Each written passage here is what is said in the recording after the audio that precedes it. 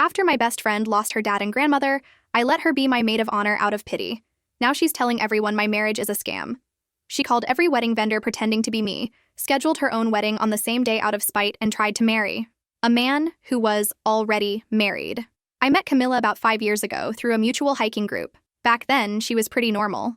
Sure, she had a few dramatic moments like most people in their early 20s, but nothing concerning. We got along well enough to meet for coffee occasionally and text a few times a week. I considered her a good friend, but not someone I was particularly close with. About 2 years ago, Camilla's life took a series of unfortunate turns. Her dad passed away from lung cancer after a short but brutal battle. 3 months later, her grandmother, who had practically raised her, also died. Camilla has no siblings and is estranged from her mother, so these losses hit her especially hard. She had almost no support system left. During this time, Camilla was also working on her master's degree in psychology, which she ended up dropping out of because she couldn't keep up with the workload while grieving. On top of everything else, she discovered her boyfriend of 2 years had been cheating on her with a coworker. She found text messages on his phone when he left it unlocked one night. The messages went back months. When all of this happened, I felt terrible for her. Anyone would.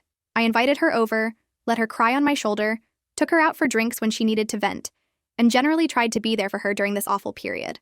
I wasn't her only friend doing this, but I was probably the most consistent. About 6 months after her grandmother passed, Camilla started referring to me as her best friend on social media.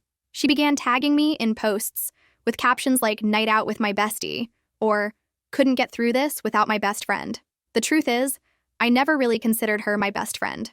I have 3 close friends from high school who know everything about me, and we've been inseparable for over 15 years. They've always been my true best friends, but how could I possibly tell Camilla that I didn't consider her my best friend?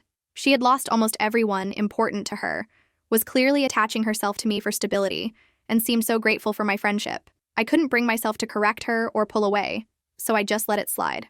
This past January, my boyfriend proposed. We'd been together for 4 years, and I was thrilled. We decided on a September wedding date, giving us about 9 months to plan.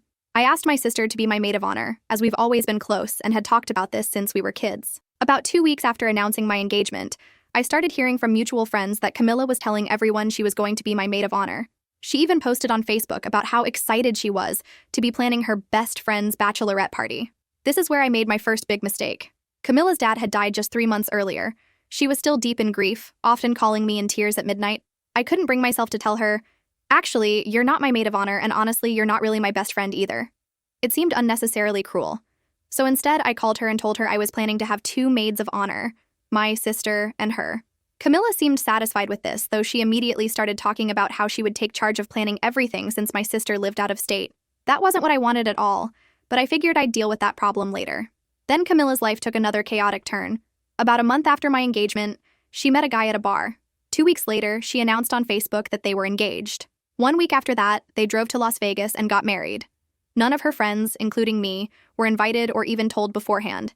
We all found out through social media posts of her in a white dress at some chapel on the Strip. A month after her Vegas wedding, Camilla changed her relationship status to "it's complicated." She never publicly announced a divorce or separation, but she told me privately that it was over. She kept his last name, though, so I assumed the marriage was legal. After her marriage fell apart, Camilla became increasingly negative about my wedding plans. Every time I mentioned wedding details, she would say things like, "marriage is a scam," or "you're wasting your money." She would compare my wedding budget to her Vegas wedding, saying, "I spent a few $100s and had just as much fun as you will." Despite her negativity, Camilla insisted on coming to every vendor meeting. She was my maid of honor, after all. When I took her to meet with florists, caterers, and venue coordinators, she was rude to them, questioning their prices and suggesting cheaper alternatives that weren't what I wanted at all. If I ever went to a meeting without her, she would call me afterward, upset that I had excluded her from her maid of honor duties. Planning my wedding went from exciting to exhausting. I dreaded every meeting because I knew Camilla would make it miserable. I started inventing excuses to meet vendors without her, which only made her more suspicious and clingy. Last week, I finally reached my breaking point. Camilla and I were looking at bridesmaid dresses online, and she kept pushing for a style that would hide her flaws, but that none of my actual bridesmaids, including my sister, would look good in. When I gently suggested a different style, she started crying and said, I was trying to make her look bad at my wedding because I was jealous of her. I decided right then that I needed to remove Camilla from the wedding party entirely. This should have been done months ago, but I kept making excuses because I felt sorry for her. Before confronting Camilla, I mentioned my plan to a mutual friend, Chloe.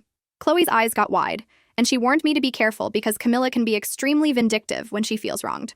Chloe told me 2 stories that chilled me to the bone. First, When Camilla's ex-boyfriend from 3 years ago got engaged, she created a fake social media account and messaged his fiancée claiming he was cheating on her. The messages included doctored screenshots of conversations that never happened. The fiancé eventually figured out it was fake, but not before it caused a huge fight between the couple. Second, and even more disturbing, one of Camilla's former best friends was fired from her job at a customer service call center. Apparently, Camilla had created multiple fake email accounts and spent weeks sending complaints to the company about this woman's service, complete with fabricated details about rude behavior. The company eventually fired her due to the volume of complaints. Now I'm terrified. Camilla knows every detail of my wedding. The vendors, the venue, the timeline, everything. She has all my vendors' contact information because she insisted on being copied on emails as the maid of honor. Last night, I got a call from my bakery asking if I was sure I wanted to cancel my wedding cake order. They had received a voicemail the previous evening requesting cancellation. I never made that call. The only person besides me who would have their contact information and know the details of my order is Camilla. I need to confront her, but I'm scared of what she might do. Is it better to keep her in the wedding party to avoid setting her off, even though she's making everything miserable? Or should I cut her out completely and risk her trying to sabotage my entire wedding? My fiancé thinks I should just be honest with her, but he doesn't fully understand what she's capable of. I'm losing sleep over this, and my wedding is only 3 weeks away. Update 1. It's been 2 weeks since my original post, and things have gone from bad to worse with Camilla. The confrontation with her was even more explosive than I anticipated, and now I'm dealing with the fallout. The day after I made my original post, I was planning how to carefully approach Camilla about stepping down from her maid of honor role. But before I could talk to her, she called me in a fury. Apparently, Chloe, the mutual friend I had confided in, didn't keep our conversation private. Chloe later claimed she only told one other friend, who told someone else, who eventually told Camilla. By the time the story reached Camilla, it had morphed into something much more dramatic. That I was telling everyone she was deliberately sabotaging my wedding and ruining my life. Camilla demanded we meet in person immediately. We met at a coffee shop, which I thought would keep things civil since it was a public place. I was wrong. As soon as I sat down, Camilla launched into a tirade about what a terrible friend I was. Her voice got so loud that people at nearby tables were staring at us. I tried to calmly explain that she had overstepped some boundaries and that her negativity was affecting my wedding planning experience. This only made her more upset. She accused me of abandoning her when she needed me most and claimed she had been trying her best to be a good maid of honor despite her own personal struggles. Then I made what Camilla considered an unforgivable statement. I said I had never actually asked her to be my maid of honor in the first place. She stared at me for a solid 10 seconds before responding with a cold, sarcastic tone. Well, then I must be completely delusional. The first step is admitting you have a problem, right? She stormed out of the coffee shop, but not before telling me I would regret treating her this way. Those words have been echoing in my head ever since. After our confrontation, I immediately called every single one of my wedding vendors. I informed them that my fiancé and I would be the only ones authorized to make changes to our arrangements. I set up passwords with each vendor for any future communications. Surprisingly, none of them seemed particularly shocked by this request. Apparently, it's not uncommon in the wedding industry. Unfortunately, I forgot to call the bakery. 2 days after our confrontation, they called me asking if I was certain I wanted to change my wedding cake flavor from vanilla to chocolate and reduce the size from 3 tiers to 1. I never requested these changes. When I asked when this change was requested, they said they had received an email the previous day from someone claiming to be me, using an email address that looked similar to mine, but with a slight misspelling. I've since had to change all my passwords and create a new email address specifically for wedding communications. I've asked all vendors to only accept instructions from this new email address or from phone calls where I provide the password. The most shocking development came yesterday.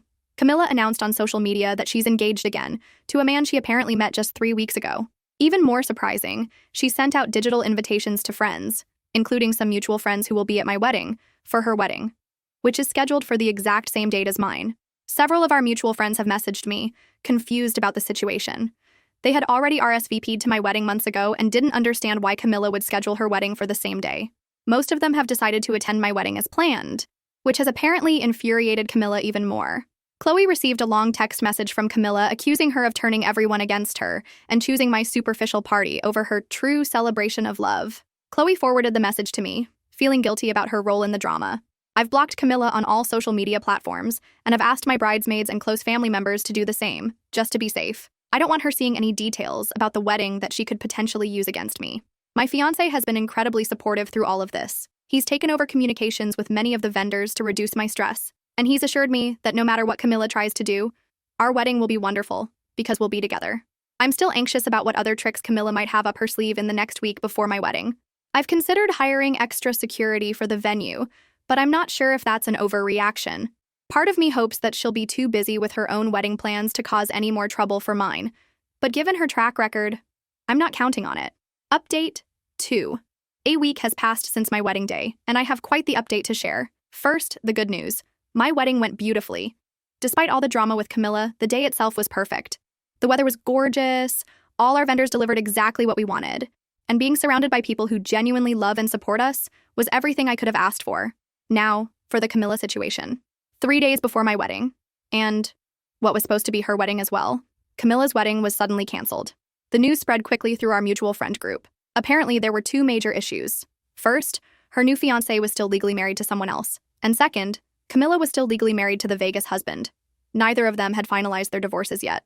I don't know all the details, but from what Chloe told me, Camilla and her fiancé had both been trying to fast-track their divorces before the wedding date. They realized at the last minute that it wouldn't happen in time. Chloe thinks the entire engagement and wedding plan might have been a ploy to compete with my wedding rather than a genuine relationship. Considering the timing and Camilla's pattern of behavior, that seems plausible. On the day before my wedding, I received a long email from Camilla. Unlike her usual communications, this one was calm and measured. She wrote that she realized she had overreacted to the situation and wanted to apologize for her behavior. She asked if she could still attend the wedding as a regular guest, promising to be on her best behavior. I discussed it with my fiancé, and we decided it would be best not to respond. Given her history of manipulation and vindictive behavior, this sudden change of heart seemed suspicious, especially coming just hours after her own wedding was canceled. We worried it might be an attempt to gain access to the wedding, just to cause a scene. The morning of my wedding, the venue security team, which came standard with our package thankfully, informed me that a woman matching Camilla's description had tried to enter during setup, claiming she was part of the wedding party. When asked for identification, she left. I'm not 100% certain it was Camilla, but the timing and description make it likely. Despite this attempted intrusion, the ceremony and reception went off without a hitch. Nobody mentioned Camilla, and I was able to focus entirely on celebrating with my husband and loved ones. The day after our wedding, as we were preparing to leave for our honeymoon, I noticed several missed calls from an unknown number. There were also 3 voicemails, which I reluctantly listened to. It was Camilla, her tone progressively more agitated with each message. In the first, she expressed disappointment that I hadn't responded to her email. In the second, she accused me of turning our friends against her. By the third, she was yelling that I would regret this and that karma always comes back around. My husband suggested we change my phone number before leaving for our honeymoon, which we did. I sent a message to close friends and family with my new contact information and asked them not to share it with anyone, especially Camilla. We've been on our honeymoon for the past week, deliberately disconnecting from social media and most communications. It's been wonderful to focus on the beginning of our marriage, rather than the drama that preceded it. When we return home, I plan to distance myself from the entire social circle that includes Camilla. Chloe has texted me a few times during our trip. I kept my phone on for family emergencies, informing me that Camilla has been posting vague, threatening statuses on Facebook, though nothing specifically mentioning me by name. Update 3. I wanted to provide a final update on the situation with Camilla. It's been 3 months since my wedding, and things have calmed down significantly, though there were a few more incidents before the dust finally settled. When we returned from our honeymoon, we discovered someone had left a small package at our door. Inside was a framed photo of Camilla and me from about a year ago, with my face scratched out. There was no note. We didn't have security cameras at our apartment at the time, so we couldn't confirm who left it, but it seemed obvious. We decided to install a simple doorbell camera after that incident. We also made sure all our social media privacy settings were at their highest levels and asked friends not to tag us in any posts for a while. About a month after the wedding, Camilla apparently got arrested for driving under the influence. She crashed her car into a parked vehicle and then tried to leave the scene. According to Chloe, who still occasionally updates me despite my attempts to distance myself from that social circle, this incident served as a wake-up call for Camilla. She reportedly checked herself into a residential treatment program and has been there for the past 2 months. I don't know all the details of her treatment, but Chloe mentioned it's addressing both substance use and mental health issues. Since Camilla entered treatment, there have been no more incidents or attempts to contact me. My new phone number has remained private, and changing email addresses for all my important accounts has prevented any further tampering. I've maintained minimal contact with the friends who connected me to Camilla. Not because I blame them for what happened, but because I've realized how much unnecessary drama existed in that social circle. My husband and I have been focusing on building our life together and spending time with friends who bring positivity and stability to our lives. My 3 high school friends, who were all bridesmaids in my wedding, have been amazingly supportive throughout this whole ordeal. They've reminded me that healthy friendships don't involve manipulation or fear, which seems obvious but was something I lost sight of when dealing with Camilla. The main lesson I've learned from this experience is to trust my instincts about people. I ignored red flags with Camilla because I felt sorry for her after all the tragedies in her life. I let my sympathy override my better judgment and ended up in a situation that could have been avoided. I've also learned the importance of setting clear boundaries early in friendships. I never corrected Camilla when she started calling me her best friend or when she assumed she would be my maid of honor. Those small moments of conflict avoidance snowballed into a much bigger problem. For anyone dealing with a similar situation, my advice is to be direct and honest, even when it feels uncomfortable. It's better to have a difficult conversation early than to deal with the consequences of avoidance later on. As for me, I'm enjoying married life and the drama-free existence we've created. Our wedding photos finally arrived last week, and despite all the stress leading up to the day, the joy on our faces reminds me that the most important part, marrying my best friend, went exactly as planned. I don't wish Camilla any ill will. I hope she gets the help she needs and finds happiness that doesn't depend on manipulating others, but I also have no plans to ever let her back into my life, regardless of how much she might change. Now let's move to the next story. Story 2.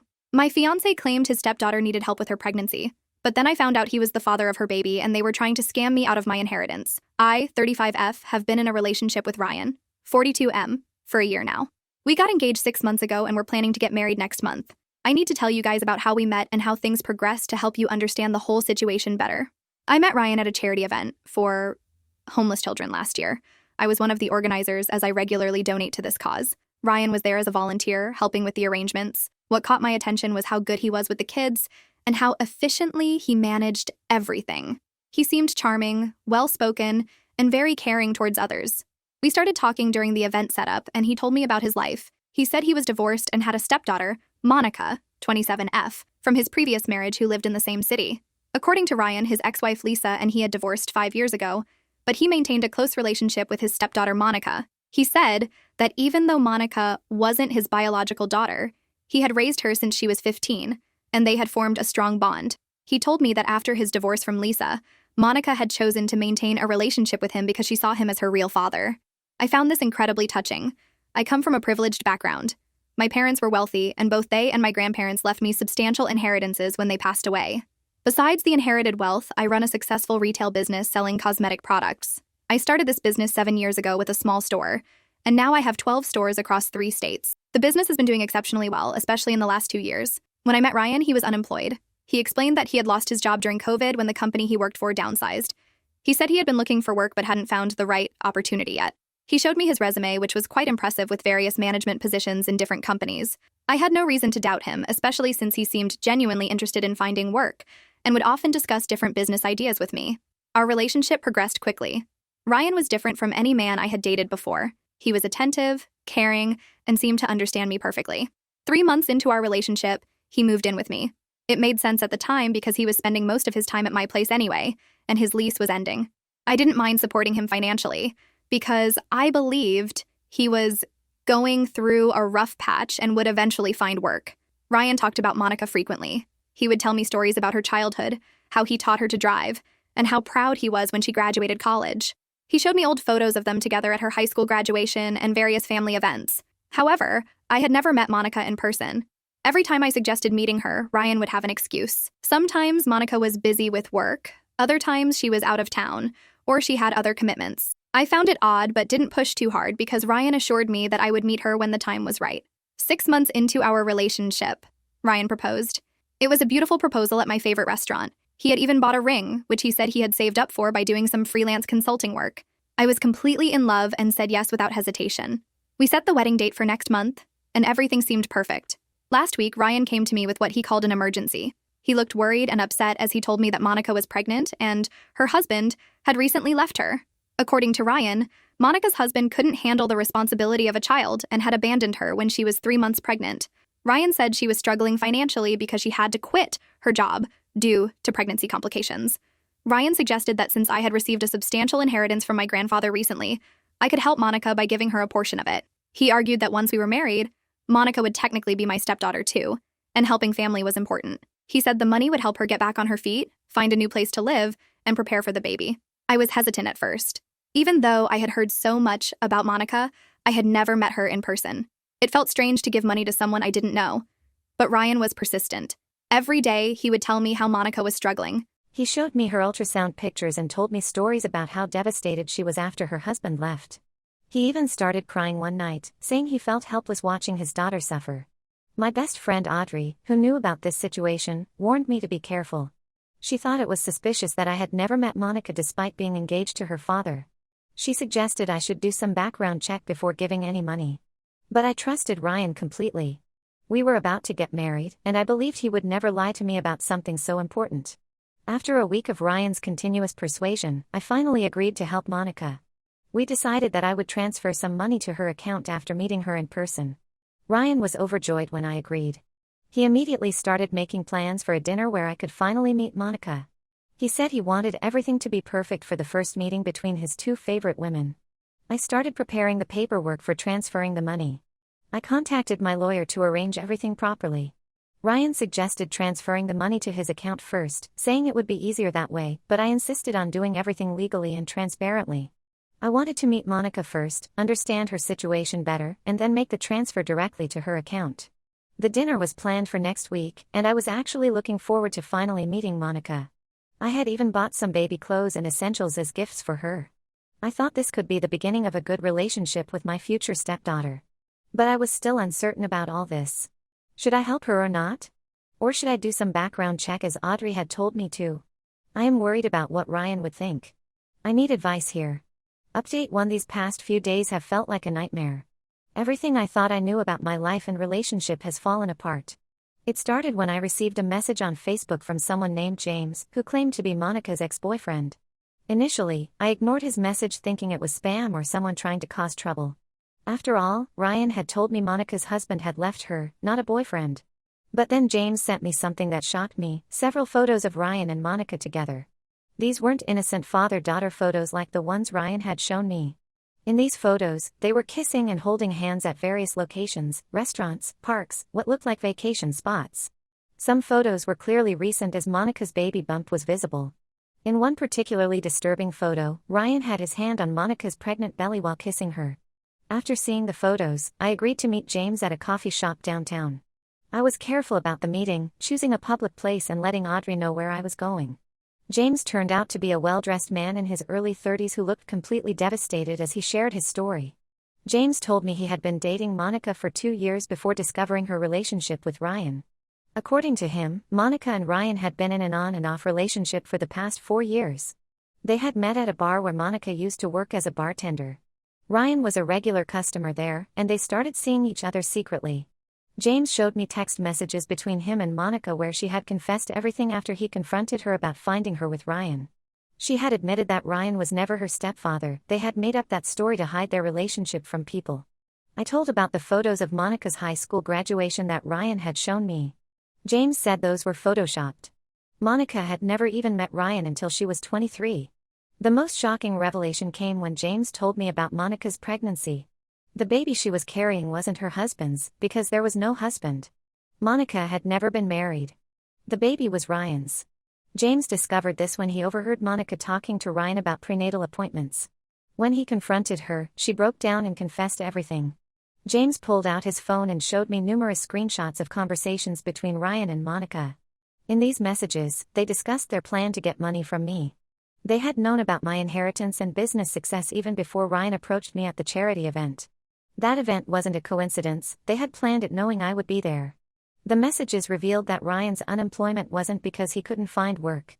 He had deliberately quit his job because he knew he could live off my money. They had been planning this scam for months. Ryan would marry me, then slowly start asking for money for various reasons, always involving Monica in some way. James told me he decided to come forward after seeing Ryan's post about our upcoming wedding on social media. He couldn't bear to see me being deceived by them. As I sat there listening to James, I felt physically sick. Every memory of my time with Ryan took on a different meaning. All those times he talked about Monica being his stepdaughter, all those stories about their father-daughter relationship, every excuse for why I couldn't meet her, everything was a calculated lie. The man I was living with, the man I was about to marry, had been playing me for a fool. James had one final piece of evidence that confirmed everything. He showed me a video he had recorded secretly at a restaurant 3 weeks ago. In it, Ryan and Monica were having dinner together, clearly acting like a couple. They were discussing their plan about getting money from me, laughing about how easily I had believed their story. Monica joked about how she should start calling me mom once they got the money. Ryan laughed and said I was the perfect target, wealthy, trusting, and desperate for a family. Before leaving the coffee shop, James gave me a USB drive containing all the evidence, photos, messages, videos, everything. I drove around the city for hours after meeting James, trying to process everything. The man I had welcomed into my home, the man I had supported and was about to marry, was nothing but a liar. And Monica wasn't his stepdaughter but his young girlfriend, pregnant with his child, both of them plotting to steal my money. I didn't go home that night. I checked into a hotel and started making calls. First to my lawyer, then to a private investigator. I needed to verify everything James had told me and gather more evidence if possible. I also needed time to plan my next move. Ryan had texted me several times asking where I was, but I only replied that I was staying at Audrey's place and needed some alone time to work on wedding preparations. The truth was, I was planning something entirely different from wedding preparations. If Ryan and Monica wanted to play games, I was going to show them exactly who they were dealing with. But first, I needed concrete proof beyond James's evidence. I needed to be absolutely certain before I made my next move. The private investigator assured me he would have preliminary findings within 24 hours. As I sit here in this hotel room, watching the city lights through the window, I feel a mix of emotions, anger, betrayal, humiliation, but mostly, I feel determined. They had picked the wrong woman to scam. Update 2: After meeting James, I spent 2 days gathering evidence and planning my response. The private investigator I hired worked quickly and efficiently. Within 24 hours, he had confirmed everything James told me and uncovered even more disturbing details about Ryan and Monica's relationship. He found records of joint hotel bookings, shared bank accounts, and even an apartment they had rented together 2 years ago. Yesterday was Ryan's birthday, and he had planned a big party at our house. He had invited about 50 people, including his friends and some of my business associates. More importantly, he had invited Monica, saying it was finally time for me to meet her. He was probably getting impatient about the money transfer and thought this would speed things up. I decided this would be the perfect opportunity to expose their lies. I spent the morning acting normal, helping with party preparations and even baking Ryan's favorite cake. He had no idea what was coming. Throughout the day, I noticed him constantly checking his phone and smiling at messages, which I now knew were probably from Monica. The party started at 7 p.m. I had asked Audrey to help me set up a projector and screen in our living room, supposedly for a birthday video tribute to Ryan. As guests arrived, Ryan played the perfect host, charming everyone as usual. Then Monica arrived.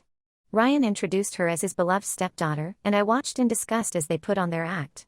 Monica even hugged me and called me her future stepmom. I let them enjoy their performance for about an hour. Ryan made a show of being the proud father, keeping his arm around Monica's shoulders as he introduced her to everyone. Monica played her part perfectly, telling people how excited she was about the wedding and how happy she was that her dad had found someone like me. At 9 p.m., I asked for everyone's attention for the birthday tribute. Ryan sat in the center of the room, beaming with pride as I stood next to the screen. I started the slideshow, but instead of birthday wishes, the first image that appeared was a recent photo of Ryan and Monica kissing at a restaurant. The room fell silent. I continued clicking through the images, their vacation photos, hotel receipts, bank statements, and screenshots of their text messages planning how to scam me. Finally, I played the video James had recorded of them laughing about their plan. Ryan's face turned from confusion to shock to anger. Monica started crying. I turned to face everyone and calmly explained who Monica really was. I told them about their 4-year relationship, about the baby being Ryan's, and about their scheme to get my inheritance. Ryan tried to grab my arm to stop me, but I pushed him away. He started yelling that I was making things up, that I was crazy and jealous. That's when James walked in. I had invited him as part of my plan. He stood in front of everyone and confirmed everything I had just revealed. Monica, who had been crying, suddenly turned hysterical. She started screaming at James, calling him a liar, but then broke down and admitted to everything. Ryan tried to tell everyone that things were complicated and that he really did love me. He claimed that his relationship with Monica was a mistake and that he had planned to end it. I didn't let him finish. I told them both, him and Monica, to get out of my house. Some of Ryan's friends tried to defend him, but most guests were clearly disgusted. Several people who had known Ryan for years looked shocked and betrayed. A few of my business associates immediately offered their support. As Ryan and Monica were leaving, Monica turned back and tried to guilt-trip me about the baby. She started crying about how they needed help and how I couldn't just abandon them. I told her that her baby was Ryan's responsibility, not mine, and that she should have thought about financial stability before planning to scam people. I spent the rest of the night changing all my passwords and calling my bank to block any potential access Ryan might have had to my accounts.